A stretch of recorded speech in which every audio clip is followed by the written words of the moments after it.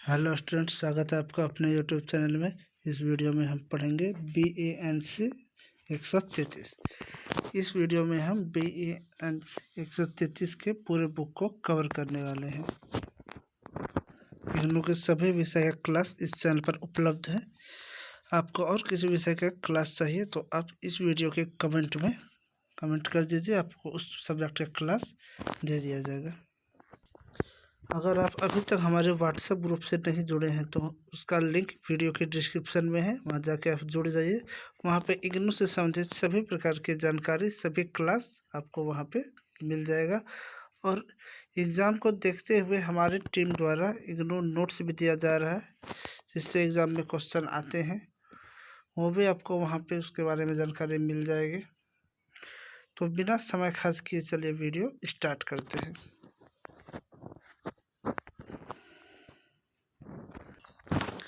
इसमें जो हमारा पहला टॉपिक आता है, सामाजिक और सांस्कृतिक मानव शास्त्र का इतिहास और विकास, क्षेत्र और प्रासंगिकता। सबसे पहले देखिए इतिहास का विकास। सामाजिक और सांस्कृतिक मानव शास्त्र मानव समाज और संस्कृति के अध्ययन पर केंद्रित है।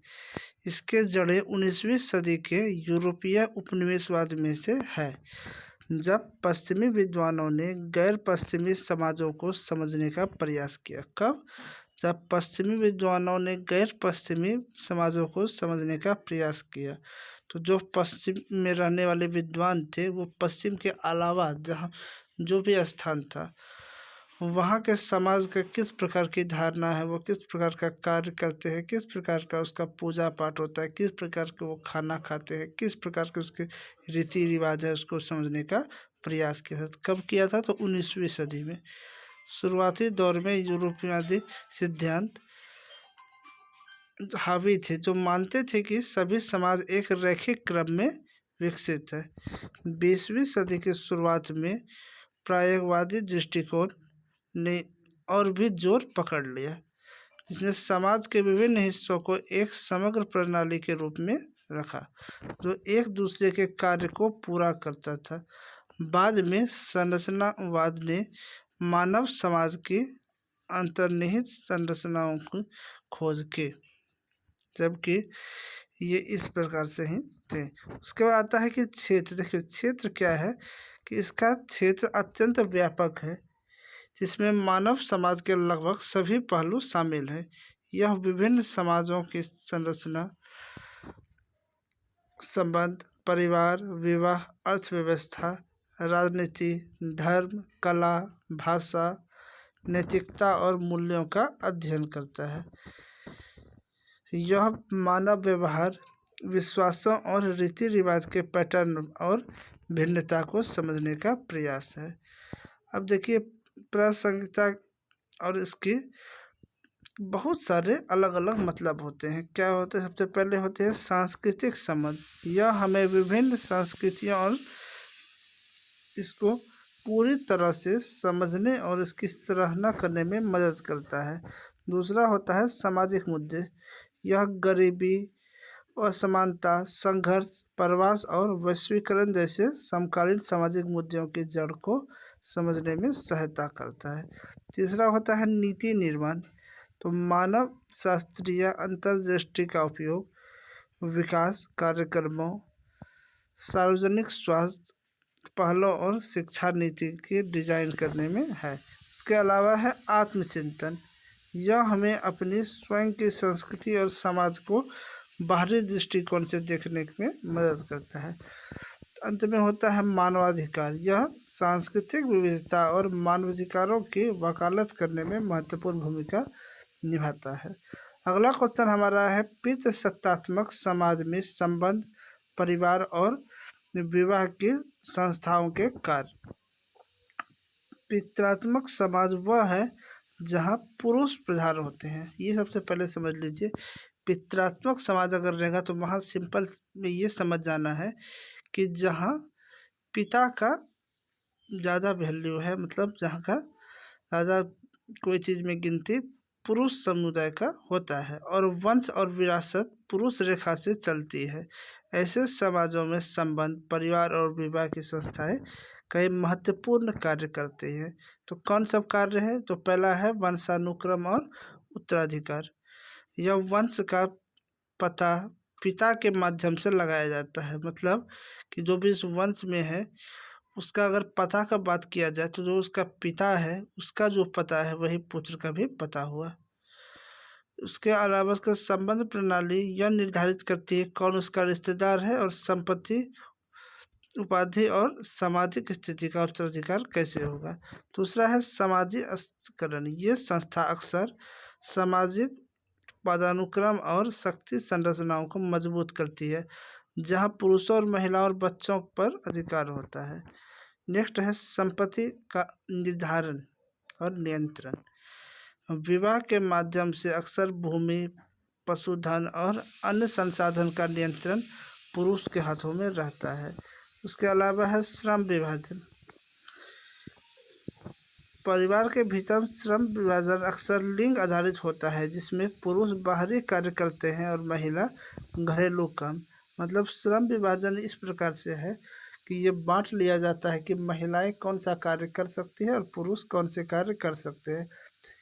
सामान्यतः ये होता है कि पुरुष को वो कार्य मिलता है जो वो अपने हिसाब से कर सकता है, जैसे कि घर के बाहर का कार्य वो पुरुष को दिया जाता है। ऐसा मानना होता है कि घर से बाहर सिर्फ पुरुष जा सकते हैं और घर में जो काम है वो महिला को दिया जाता है, यह सोच के कि महिला जो है वो बाहर का काम नहीं कर सकती। महिला घरेलू और बच्चों की देखभाल करती है। विवाह नए आर्थिक संसाधनों और श्रम सहयोग से पैदा करता है। सामाजिक नियंत्रण और अस्थिरता।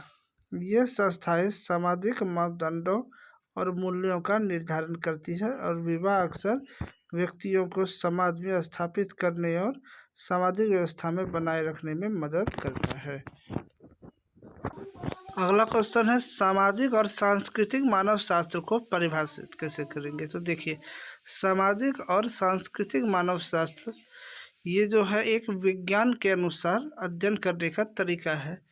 यह मानव के व्यवहार, विश्वासों और संस्थाओं, कलाओं और रीति रिवाजों की विविधता और समानता की जांच करता है कि अलग अलग जगह के लोग, अलग अलग भाषा बोलने वाले लोग, अलग अलग दिखने वाले लोग एक साथ किस प्रकार रह सकते हैं।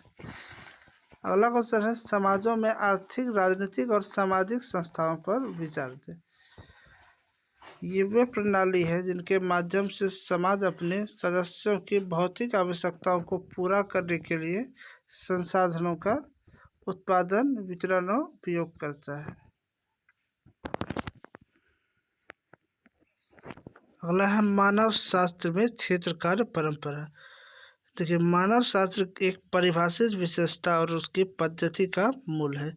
यह मानव शास्त्रीय ज्ञान के उत्पादन की एक प्राथमिक तरीका है। क्षेत्र कार्य परंपरा का तात्पर्य एक लंबी अवधि के लिए किसी विशिष्ट समुदाय या समूह के साथ रचना, इसकी भाषा सीखना, उसकी गतिविधि में भाग लेना तथा उसके जीवन का प्रत्यक्ष अनुभव करना।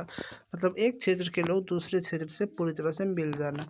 जैसे वो क्या खाते हैं ये वो नहीं खाते, फिर भी अब खाएंगे। वो क्या पहनते हैं ये वो नहीं पहनते थे पहले, लेकिन अब वो पहनेंगे। वे क्या पूजा पाठ करते हैं, ये पहले उस प्रकार का पूजा पाठ नहीं करते थे लेकिन अब करेंगे। वो किस प्रकार के रीति रिवाज को अपनाते थे, पहले ये नहीं अपनाते, जब वो भी अपनाएंगे। मतलब दूसरे समाज से बिल्कुल मिल जाना। क्षेत्रकार के विभिन्न घटक। क्षेत्रकार के कई परस्पर घटक होते हैं। देखिए, प्रतिभागी अवलोकन, साक्षात्कार, संरचित और अर्धसंचालित साक्षात्कार, मुख्य सूचनादाता, बातचीत और औपचारिक वर्णमाला, नोट्स लेना, फील्ड नोट्स। अगला एक टॉपिक है संरचनावाद। देखिए, संरचनावाद को हम लोग सीधे विचार में समझे तो संरचनावाद जो है वो 20वीं सदी के बीच में मध्य में विशेष रूप से क्लाउड लेवी स्ट्रॉस के कार्यों से विकसित मानव शास्त्र है। एक प्रभावित सैद्धांतिक दृष्टिकोण है। यह इस विचार पर आधारित है कि मानव संस्कृति, समाज और विचार को अंतर्निहित स्वाभाविक मानसिक संरचनाएं होती है जो सतही विविधताओं के बावजूद सभी समाजों में समान होती है। संरचना के देखिए प्रमुख विचार क्या सब है? बाइनरी विरोध, सार्वजनिक मानसिक संवेदनाएं, अव्यय संरचनाओं की खोज, भाषा की प्रेरणा, संस्कृति को एक प्रणाली के रूप में। तो सांस्कृतिक को एक प्रणाली के रूप में ये हुआ कि संरचनावाद संस्कृति को असंबद्ध तरीके से संग्रह के बजाय एक असंगत आत्म प्रणाली के रूप में देखता है जहाँ प्रत्येक भाग पूरे के साथ एक संबंध में अर्थ प्राप्त करता है। उदाहरण, लेवी स्ट्रॉस ने अपने मिथकों के विश्लेषण में बताया कि विभिन्न मिथक बाइनरी विरोध जैसे कि बदनाम बनाम पृथ्वी है। तो ये हम लोग का वीडियो समाप्त हो गया है। आपको जिस विषय का और क्लास चाहिए, आप जो वीडियो देख रहे हैं उसका कमेंट में अपना सब्जेक्ट कोड लिख दें, उस विषय का क्लास भी हमारी टीम द्वारा करा दिया जाएगा और आपको सूचना मिल जाएगी। वीडियो अच्छा लगा तो चैनल को सब्सक्राइब करें। वीडियो देखने के लिए धन्यवाद। जय हिंद।